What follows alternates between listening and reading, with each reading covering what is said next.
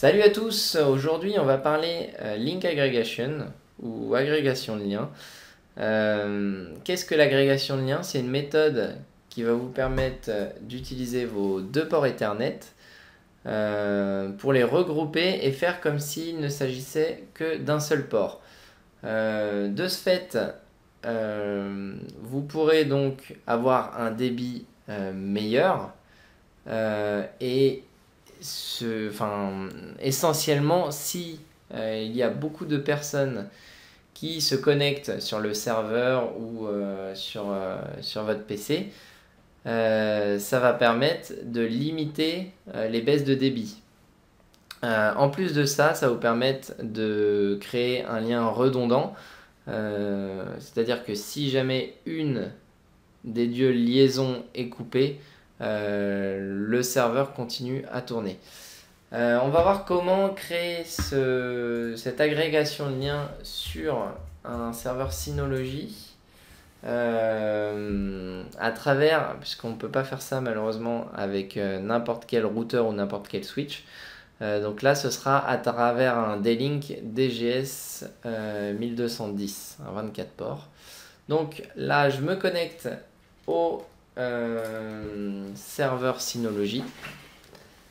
Donc une fois sur son NAS, il va falloir configurer l'agrégation de liens. Pour ça, on va dans le panneau de configuration, dans la rubrique connectivité, on va dans réseau, interface réseau. Là, on clique sur créer, créer bon. Et là, on va retrouver donc le menu, la page où on peut créer l'agrégation de liens. En dessous, si jamais vous n'avez pas de switch qui permet de faire l'agrégation de liens, mais vous avez assez de ports libres pour utiliser de câbles, vous pouvez tout de même faire de la redondance. Donc en sélectionnant ça, ça vous permettra de créer une redondance. Si jamais donc il y a un câble coupé, l'autre prendra.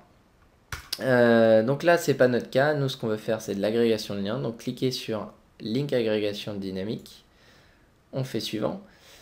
Ensuite, on sélectionne nos deux interfaces. Donc là, pour le moment, il y en a une qui n'est pas branchée. C'est tout à fait normal. Je la brancherai par la suite.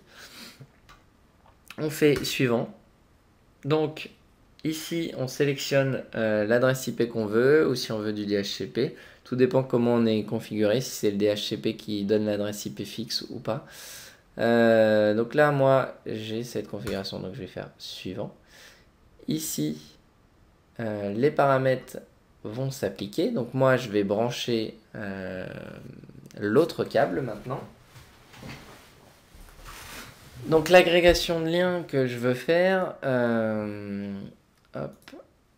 Donc ici, on voit qu'il y a un problème, qu'il n'arrive pas à détecter l'agrégation de liens, mais c'est tout à fait normal puisqu'elle n'est pas créée. Donc pour ça, on va sur le switch. On va dans, dans Link Aggregation, Port Ranking. Et on va créer une agrégation de liens entre le port 22 et 23. C'est le port sur lequel sont branchés le NAS, les deux ports. On va laisser groupe 1 puisque de toute façon je n'ai pas d'autres groupes d'agrégation de liens. Et ici, attention, donc il faut sélectionner LACP et pas de l'agrégation de liens statique puisque j'avais un switch avant qui faisait de l'agrégation de liens seulement statique. Et du coup, le Synology ne reconnaît pas l'agrégation de liens statique. Il faut que ce soit LACP. Donc on sélectionne LACP, on fait Apply. Donc là, on voit que l'agrégation de liens est créée en LACP sur le port 22-23. Maintenant, si on retourne sur notre switch, on voit qu'on a du 2 gigabits duplex complet et que ça fonctionne, que les deux liens sont reconnus. Donc voilà comment créer de l'agrégation de liens. Le plus dur dans tout ça, c'est d'être équipé du switch qui va bien.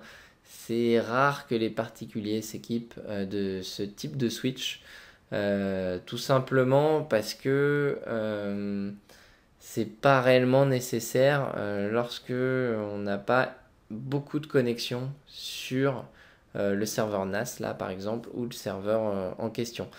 C'est vraiment utile quand on a des dizaines de connexions sur le même serveur. Là, effectivement, ça crée un vrai avantage et on ressent énormément la différence lorsqu'on en a ou qu'on n'en a pas.